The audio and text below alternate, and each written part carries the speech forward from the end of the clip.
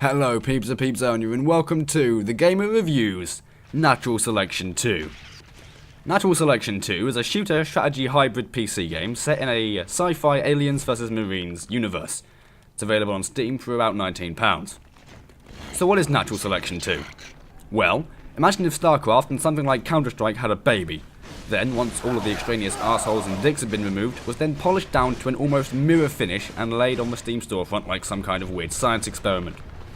That's Natural Selection 2. If you hadn't already heard of this game, then fear not. I'm here to help you understand the basics of this strange yet very solid hybrid. Let's start with the teams.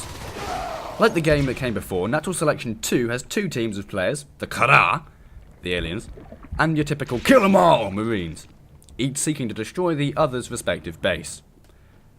While the teams share the same essential goals, gameplay for each team varies drastically. Marines, predictably, rely largely on guns and other pieces of technology to annihilate the alien threat. However, aliens rely primarily on melee attacks and stealth. Certain alien life forms can walk on walls, fly, and even teleport. Players also have a currency system which they use to either buy better equipment or evolve into higher life forms. Let me just cover the currency quickly.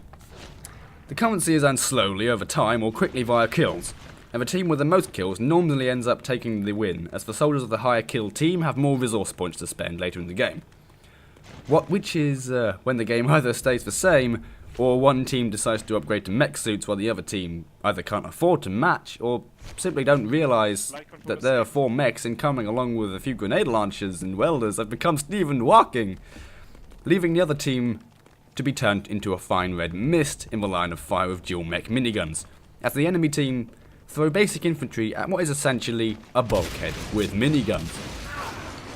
So let's talk about the commander and their duties. Yeah, this is the strategy part of this game. Each team needs to have one commander who takes on the position of every commander or general the strategy genre has ever farted out, who needs to build structures like infantry portals or eggs to allow his guys to spawn, or armories to allow his guys to restock on ammo and health, all while giving the grunts orders to push out or defend while extractors are built to increase your team's resources, allowing for bigger and better upgrades like the mechs I mentioned earlier. The commander of each team is given a top-down view of the map and plays the game in a real-time strategy perspective, like StarCraft.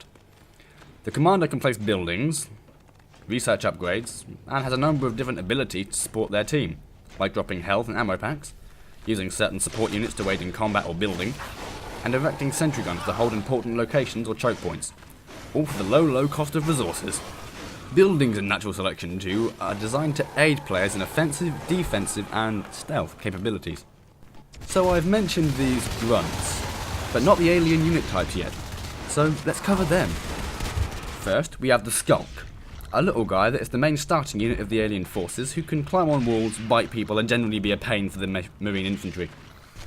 Then we have the Gorge, a big hippo-looking motherfucker that can spit at the Marines on top of being able to heal the alien buildings and units. He can also place defensive or offensive buildings. I say buildings, but everything the aliens build is alive in some way, apart from the clogs. Let us be balls of shit. After the Gorge, we have the Lurk, who is a bird. A flappy bird. By pressing space, you can fly or glide with him, which is always a plus, especially when he can be evolved to release a poisonous trail, allowing you to effectively pull off a flyby gassing of your enemies.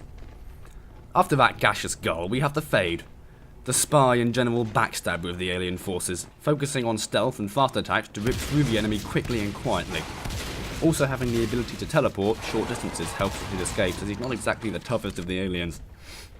Then, after all of them, we have the big one, the Onos. Big, bad, and ugly. But he's the biggest guy the aliens have to offer, packing a big ass horn that he uses to gore his enemies, and the ability to soak up damage like a dry sponge. There are fewer scarier things than playing in the dark, the only light being that of your torch illuminating the dark, infested corridors, only to turn a corner with your trusty assault rifle at the ready, and immediately shit yourself as one of these bastards comes barreling down the corridor at you. So to sum up this game as a whole, I'd have to say it's the best FPS strategy game hybrid I've ever played. Even if it is the only one I've ever played. Thanks Unknown Worlds. Keep it up, though you probably should work on your current rewards. Oh yeah, by the way, Unknown Worlds is asking for your help to make some money back on the free updates they've been releasing, and I'll leave a link somewhere in the description for those of you who would like to know more. Anyway, thanks for watching, and any of you that care, I'd give this game an 8 out of 10 giant rhinos chasing you down a corridor with a trail of various bodily fluids lingers behind you.